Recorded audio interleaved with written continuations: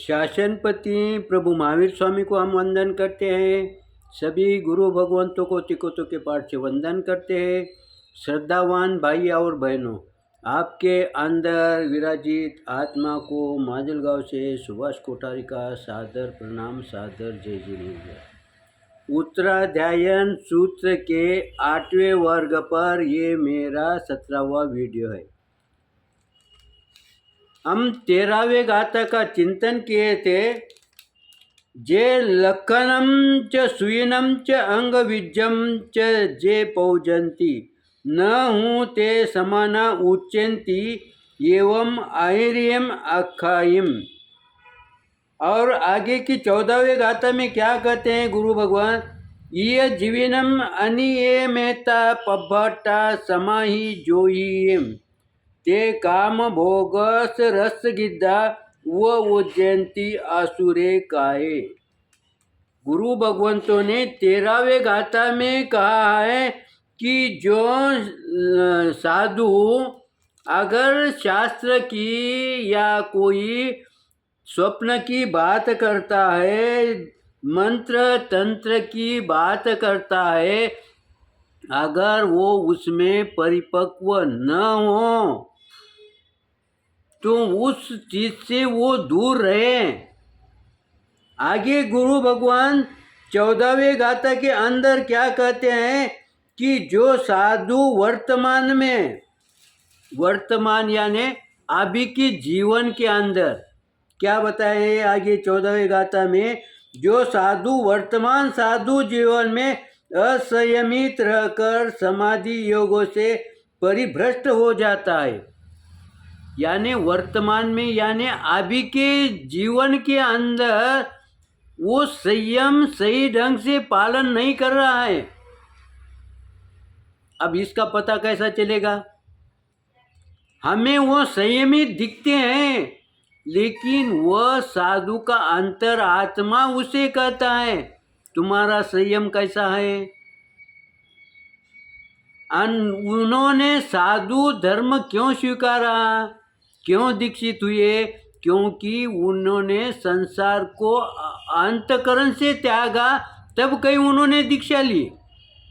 और दीक्षा लेने के पश्चात अगर वो संयम से दिखते हैं तो ऐसे साधु के लिए वो परिभ्रष्ट हो जाते हैं। इस तरह से गुरु भगवंत ने कहा, यानी परिभ्रष्ट यानी वो अपने मार्ग से च्युत हो जाते हैं, अपने मार्ग से वो विचलित हो जाते हैं। फिर तुम जब साधु बने उस समय तुमने मार्ग सही चुना, लेकिन वातावरण के कारण कहो, लोभ के कारण कहो, संयोग के कारण कहो, तुम्हारा मार्ग में तुम विचलित हो गए। और विचलित होने के पश्चात तुमने जिस उद्देश्य से जो मार्ग चुना है उस मार्ग को तुमने छोड़ दिया है। ऐसे साधु भ्रष्ट हो जाते हैं। कैसे भ्रष्ट हो जाते हैं? योग से, साधना से वो दूर चले जाते हैं। इसका पता उनके ध्यान में भी नहीं आता है, क्योंकि एक दोष आ गया। इसके पहले भी हमने इस बारे में चिंतन किया है कि एक दोष अगर आदमी के अंदर आ गया तो दूसरा दोष उसके अंदर आता ही है। वैसे ही अगर एक सद्गुण अगर आ गया तो दूसरा सद्गुण उसके बाजू में आता ही है। लेकिन हर समय हम सतर्क रहना चाहिए, क्योंकि सद्गुण आते आते उसमें कोई दोष अगर आ गया, जैसे अनाज अगर साफ करते समय कोई एकादा कंकर आ गया तो हम उसे बाजू को निकालते कि नहीं? वैसे ही जैसे ही हमारे सद्गुण के अंदर अगर एकादे दोष ने प्रवेश किया तो प्रवेश करेगा, ये स्वाभाविक है। हम इस संसार के अंदर रहते हैं, वो प्रवेश करेगा। उस समय तुम्हें सतर्क रहना चाहिए। कौन सी बात में सतर्क रहना चाहिए?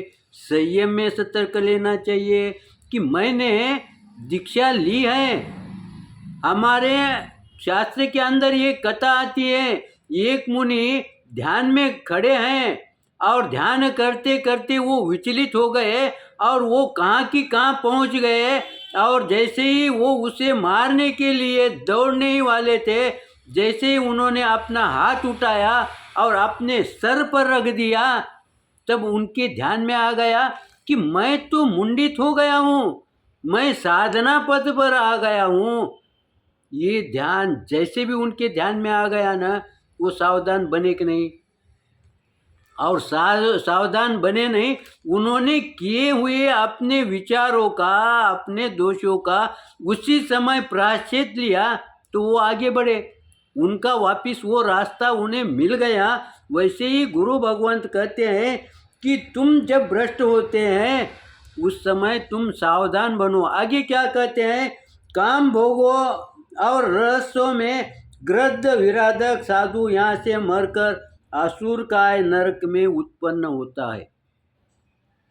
जब ये दोष आता है ना, तो वो साधु काम भोग, यानी काम भोग का मतलब यहाँ कैसा आएगा, जो हिंसाकारी क्रिया करेगा, वो कोई आडंबर, कोई तप जप वगैरह जो भी करेगा ना, वो हिंसाकारी अगर साधना करेगा तो ऐसा साधु ये कहाँ जाएगा, नरक में जाएगा। फिर ये बात हमारे संसार में कहाँ बैठती है, हमारे संसार में बैठती है कि जब हमारे घर के अंदर साधु कौन है, हमारे घर के अंदर साधु संत माता पिता और दादा दादी है। फिर इन्होंने भी कैसा रहना है कि इनको दोष से सतर्क रहना पड़ेगा। कोई दोष आना स्वाभाविक है, दोष आएगा, लेकिन जैसा ही दोष आएगा ना, उसी समय उसे दूर करो। उसी समय दूर नहीं हुआ तो भले ही कुछ समय के पश्चात, कुछ दिनों के पश्चात यदि तुम्हारे ध्यान में अगर वो आ गया कि ये दोष मेरा है, उसी समय जो जो संबंधित है उनसे प्रत्यक्ष तुम क्षमा मांगो। और अगर वो व्यक्ति मौजूद नहीं होगा तो प्रभु साक्षी से मानकर तुम उसे क्षमा मांगो। जब तुम इस तरह से रहोगे, इस तरह से तुम्हारा आचरण रहेगा, तो तुम्हारी साधना सही ढंग से चलेगी। और जब साधना सही ढंग से चलेगी, जब तुम्हारे कर्म बंद कम होते रहेंगे, तब आपके परिवार के अंदर तनाव आएगा क्या?